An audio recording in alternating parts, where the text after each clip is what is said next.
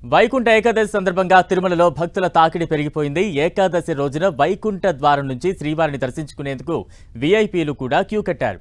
కేంద్ర మంత్రి రామ్మోహన్ నాయుడు, హర్యానా గవర్నర్ దత్తాత్రేయ ఉత్తర ద్వార దర్శనం చేసుకున్నారు. శ్రీవారిని కుటుంబ సమేతంగా దర్శించుకున్నారు. ఆలయ అధికారులు స్వాగతం పలికారు. ఇక ఏపీ మంత్రులు అనిత, నిమ్మల రామానాయుడు, పార్థసారథితో పాటు పలువురు నేతలు తిరుమల శ్రీవారిని దర్శించుకున్నారు.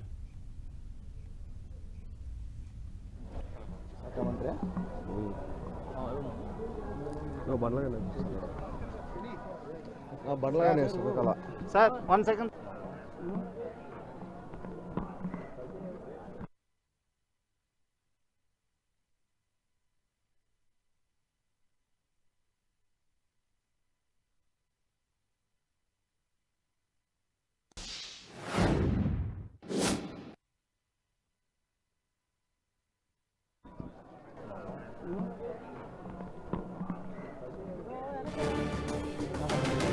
తిరుమలలో వైకుంఠ శోభ కొనసాగుతోంది. శ్రీవారి సేవలో పలువురు ప్రముఖులు పాల్గొన్నారు.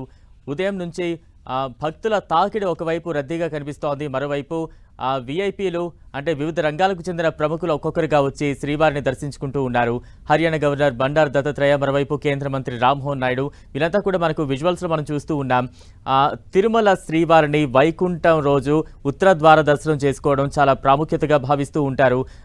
ఈ నేపథ్యంలో భక్తులతో పాటు వీఐపీలు కూడా ఉదయం నుంచి కూడా శ్రీవారిని దర్శించుకునేందుకు పెద్ద సంఖ్యలో తరలి వస్తూ ఉన్నారు. వివిధ రంగాలకు చెందిన ప్రముఖులు ఒక్కొక్కరుగా వచ్చి శ్రీవారిని దర్శించుకుంటున్న ఆ దృశ్యాలు అయితే మనం చూస్తూ ఉన్నాం.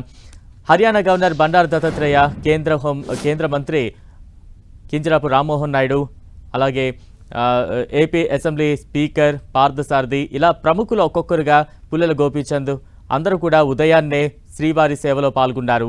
స్వామివారిని కుటుంబ సమేతంగా ప్రముఖులందరూ కూడా దర్శించుకుంటున్న సందర్భాన్ని మనం చూస్తూ ఉన్నాం. మరోవైపు తిరుమలలో వైకుంఠ శోభ నెలకొంది. ఆలయం అంతా కూడా రహదారులన్నీ కూడా పూలతో, విద్యుత్ దీపాలతో ఎంతో సుందరంగా అలంకరించిన దృశ్యాలు అయితే మనం చూస్తూ ఉన్నాం. ప్రస్తుతం దానికి సంబంధించిన విజువల్స్ చూస్తూ ఉన్నాం. తిరుమలలో వైకుంఠ శోభ నెలకొని ఉంది. ప్రముఖులు ఒక్కొక్కరుగా వచ్చి శ్రీవారిని దర్శించుకుంటున్న